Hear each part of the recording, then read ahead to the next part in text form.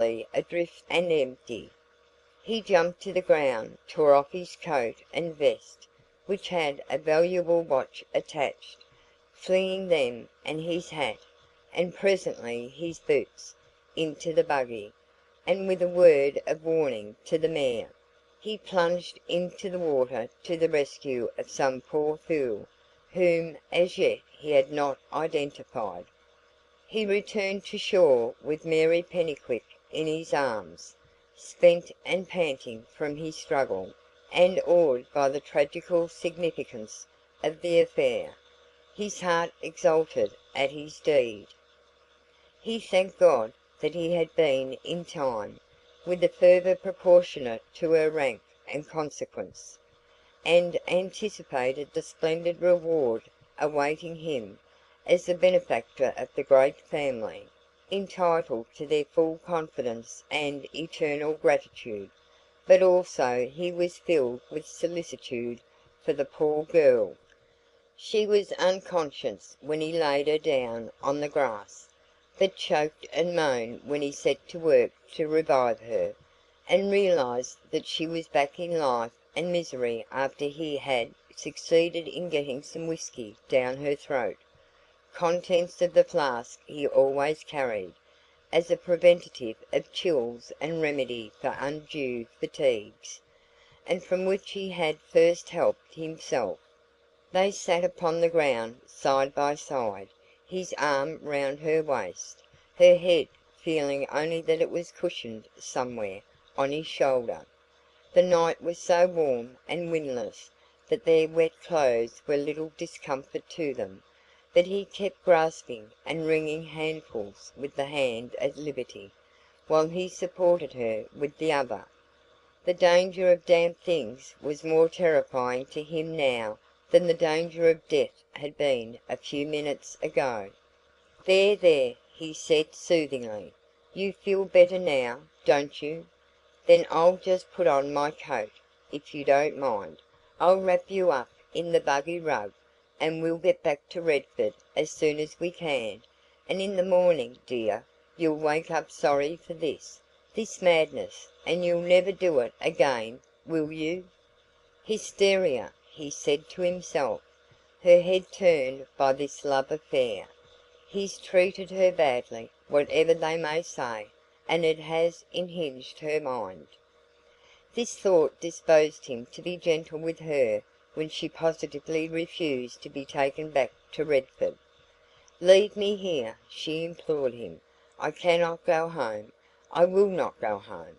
My father told me he wished I was dead.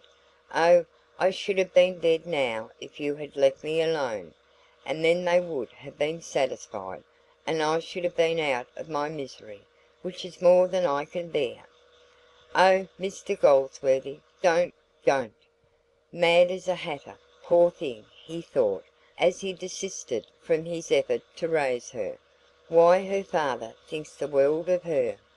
But something had to be done. It was unwise to use force in these cases, nor could he have brought himself to use it, and of course he could not leave her at the dam, or leave her at all, while she was in her present mood, and without other protection. At the same time, it was imperatively necessary that he should get out of his wet clothes, her also. He mentioned this latter fact, and it was touching to see her own careful housewifely instincts assert themselves through all her mental agony. "Oh, you are wet," she mourned, feeling him. It did not matter about herself. "Oh, I am so sorry. Do go home at once, and take them off, and have something hot before you go to bed." "I will," he said, "if you will go with me." A moment's reflection showed him that this was the best course: to take her to his own house, and send a message to Mr Pennycuick that she was there, and safe.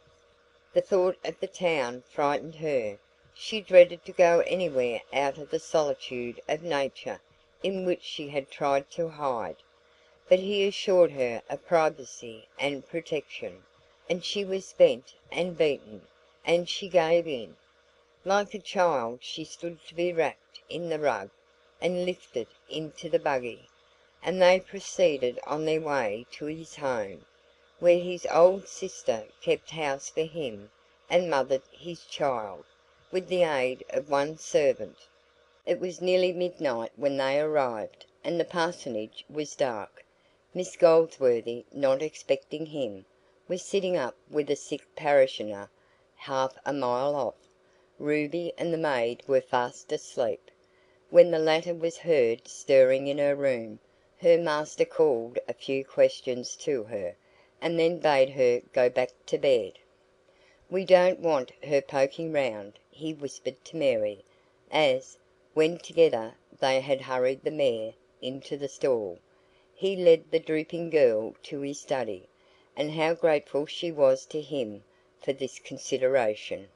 He closed the door behind them, and led her gently to his own armchair. She clung to the hand that was so kind to her in her need, bidding her keep the rug about her, so as not to wet the furniture, and he lit a kerosene stove that was one of his private luxuries, always available when the maid of all work was not. He exhorted his charge to comfort herself by the poor blaze while he fetched some odds and ends of clothes as he could gather from his sister's room, and then he told her to change her wet garments for these dry ones while he performed the same operation for himself elsewhere. She obeyed him as meekly as a child, and was sitting huddled in Miss Goldsworthy's faded flannel dressing gown when he returned, carrying a kettle and a tray. "Now I will make you a nice hot cup of tea," said he cheerily, planting the kettle on a round hole at the top of the stove and the tray on his writing table. "You put your clothes in the passage. That's right, we'll dry them presently. Oh yes," starting to cut the bread and butter, "you must have something to eat. You have had no dinner." He forced her to eat, and to drink the hot tea, and she did feel the better for it. Over her cup she lifted swimming eyes to his face, whispering, "You are good to me." And he remarked to himself that she was not mad, as he had thought. When the meal was disposed of, he felt that the time for explanations and for considering how to deal with the extraordinary situation had come. "Now, my dear," he began, taking on something of the parson air at last, "the first thing to be done is to inform your family of your whereabouts. I must go and find up somebody to take a message to them, to relieve their minds."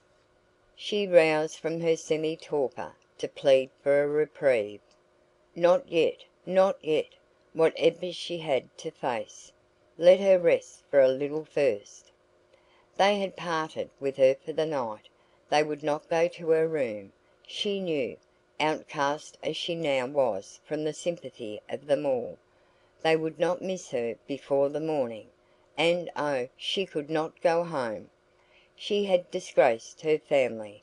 Her own father had wished her dead. She was a wicked woman, not fit to live. But, if she must live, let it be anywhere rather than at Redford now. At this repetition of her strange charge against a doting father, and the mention of disgrace, a distressing suspicion came into the parson's mind. He calculated the length of time between Guthrie Carey's visits. He looked at her searchingly. No, there was no evidence that she had done the special wrong, but that there was wrong of some sort somewhere was evident enough. "I know your father's affection for you," he said seriously, "and I cannot believe that he would express himself as you say he did." "I deserved it," she said. "I don't blame him. Nobody could." "There must indeed have been some grave reason." There was. "What was it?" "Oh, don't ask me," she wailed, covering her face. But, crossing over to her side, he took one of the shielding hands, and holding it tenderly, assured her that she must tell him.